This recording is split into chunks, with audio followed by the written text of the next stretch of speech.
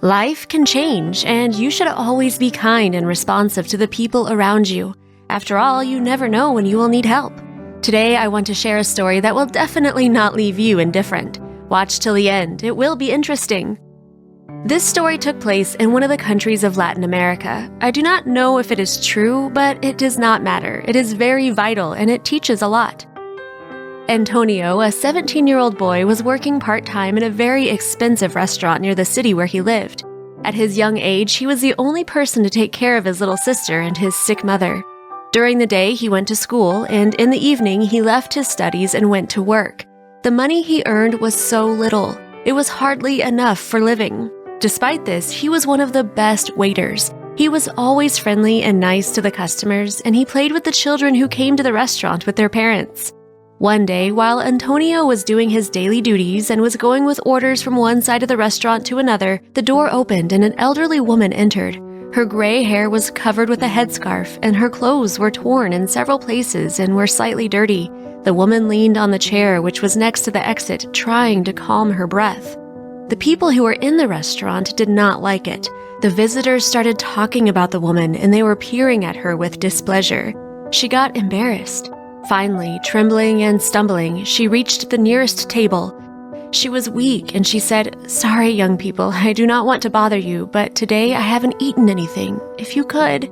Before she could explain her situation, a bald man dressed in a suit appeared nearby. He grabbed her shoulder and pushed her out the door. She tripped twice, but the angry man did not care. The elderly woman could no longer stand on her trembling legs, and she fell to her knees on the cold road, looking through the glass doors of the restaurant, how warm it was in there, and how many people came there to enjoy a cup of coffee. She could hardly get up and go to the alley where the back entrance to the restaurant was. At this time, the manager of the restaurant, the same man who kicked the elderly woman out of the restaurant a few minutes ago, apologized to all the guests of the establishment, and he even offered them dessert as an apology. Antonio was in the room where this awful situation had happened. He decided that he must do something for the poor woman. He ran to the back door of the restaurant and found her outside. He took out of his pocket the only banknote he had earned that day. Things were not going well for him, and the expenses were quite high, but at least he had a home to return to, and he had some food. So he came up to the woman and put the money in her hand. She looked at him and saw his friendly face. The young man was smiling at her. She looked into his eyes and burst into tears. "Thank you," she whispered. "This is the kindest deed anyone has done for me in recent years. You are a very nice young man, and one day you will get everything you deserve." Having said this, she went up the street. A week later, Antonio's life was still the same: school, helping his sister, and taking care of his mother, and his job. He tried to be the same as always. He was nice and kind to colleagues, and he smiled friendly to every customer.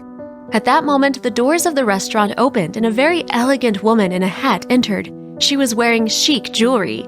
The woman had not only money, but she had excellent taste. She sat down at the best table in the restaurant, and soon the manager himself approached her.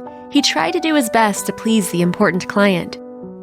He called Antonio and asked him to bring immediately any order that the visitor wanted. Then the manager smiled at the woman and respectfully gave her the menu. She noticed how the man was trying to please her and smiled at him. The manager told her about the best dishes of the restaurant and offered to bring her order himself. But the woman replied, "Sorry, but I would not want to be served by such a superficial person like you." The manager looked at her resentfully and asked why she had said that. The elderly woman, who at that moment was looking at the menu, raised her eyes to the man and started explaining her behavior. "Several days ago, I was hungry and confused. I was a victim of a robbery, so I came to one of my restaurants looking for help. I wanted to stay in a warm place until my friends came to take me home. It was the moment I realized that the people who work for me are not honest and kind-hearted with those who are in need." The manager immediately remembered that day and how rude he was to that woman. In extreme embarrassment, he asked for forgiveness, to which she replied, "Don't worry, I accept your apology, but you must understand that I can no longer have such a ruthless person as the manager of my restaurant." Then the woman was silent for a second. Then she turned to Antonio, smiled to him, and said, "In my business, I need people like this guy. What's your name?" "My name is Antonio," he replied. "So Antonio will be the new manager of the group of my restaurants. I am very grateful to him for how kind he was to me that evening," the woman said. Antonio still did not believe what was happening. He hugged the woman, thanking her for her kindness. Later, when he was alone, he burst into tears, thinking that now with his new job, he could pay for his mother's treatment and he could provide his sister with everything she needed. After training for the new position, he became a very efficient and friendly manager. He organized the work of the staff well and established rules to help those in need. It was also a great success in business as well.